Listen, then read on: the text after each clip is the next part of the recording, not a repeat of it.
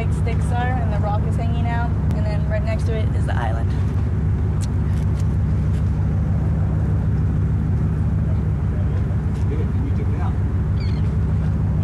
There's 4 different kind of plants over there.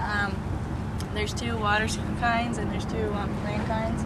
So just about wherever you put the land kinds, they won't wash away. And we're going to be using this kind of goo thing that holds up water, so plants will survive that. Last year, the Boy Scouts and a bunch of other people, they planted some stuff and they kind of built all that white sand up like that. It used to be you could drive a boat straight through there to that other channel, but they planted some stuff and the sand built up. About 3 years ago, it was washed out.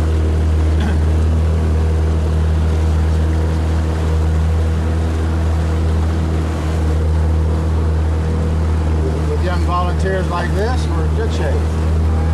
Instead of making one of those curtains, they're all carrying it around. See, they're all picking up right now, carrying that curtain. And then it's kind of like, it's called a log type thing, but it's something that absorbs the water and the trash and kind of protects the waves.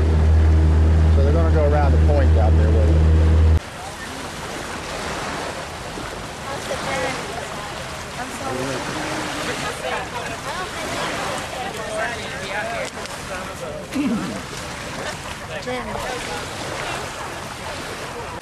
We're here with Heather Reed at the Deadman's Island Restoration Project. How are things going so far?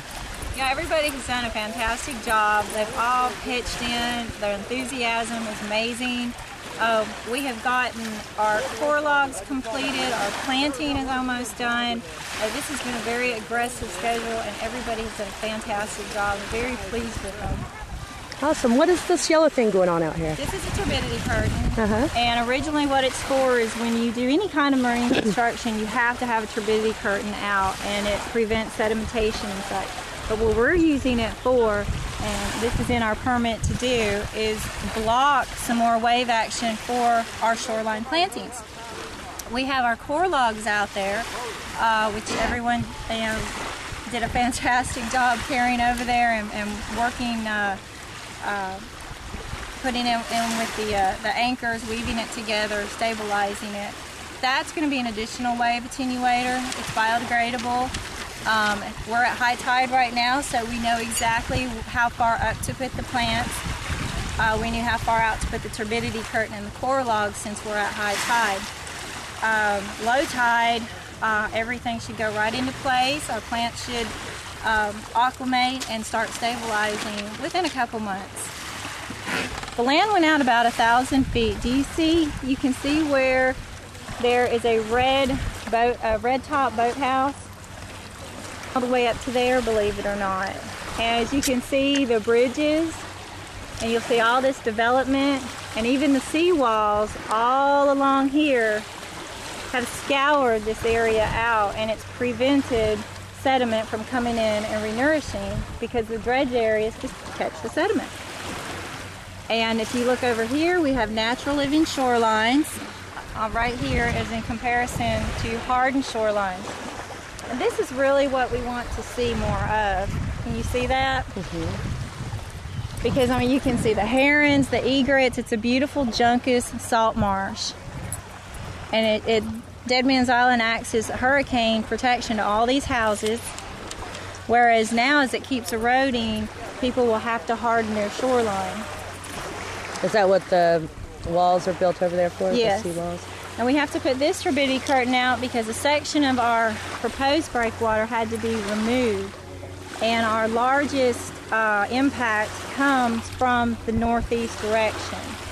And so we're hoping that this turbidity curtain will block some of that wave action while our plants are trying to, their root systems are trying to get acclimated and stabilized. In the summertime, right at that corner where those 2 buoys are, we're going to be putting our second breakwater design out. It's going to go alongside of the west area of Deadman's Island. And that's going to go, that's going to be built according to depth of the water. And we need that because that's a very heavy surge area. and we need the breakwater stabilized more than this area, which stops an underwater current. Well, originally, when I started the project, those trees were about where that other person is. You're standing there. All those trees were out there. Now we've lost almost everything. Our root system is just coming out, which is why we have that riprap. That riprap's on top of the remaining root system of the marine, the live oaks and sand oaks. So hopefully we won't have any more problems of the root system washing away. But if we don't get the plants out there to stabilize what we have, the water's just going to go right over the riprap eventually. It's federally funded. It is used as a study site on what works and what doesn't work. So there is a transferability factor of what can be used in this area. This is a high wave action area, and once we can get it under control, we can use this elsewhere. The federal government will review the results and the monitoring and determine whether or not we can transfer this elsewhere, which I'm pretty confident we can. May 1st, we're having a large planting. We may do the isthmus here. The isthmus has caught a lot of sand that's built up, and we need to keep putting more plants out so it can catch further sand. Or we may do more shoreline planting here. We'll just see how the turbidity curtains go. It's all science. It's all trial and error. And I just kind of take the latest and greatest, and that's what we try to use. But I really appreciate everyone coming out. There's no way this project could be done without the help of the community and their caring nature of wanting to save Deadman's Island. Free food. Just kidding. No. No, I have to say I've actually had quite a lot of fun out here. I have to. Yeah, having a lot of fun. I like the water, and it's nice, beautiful weather out here.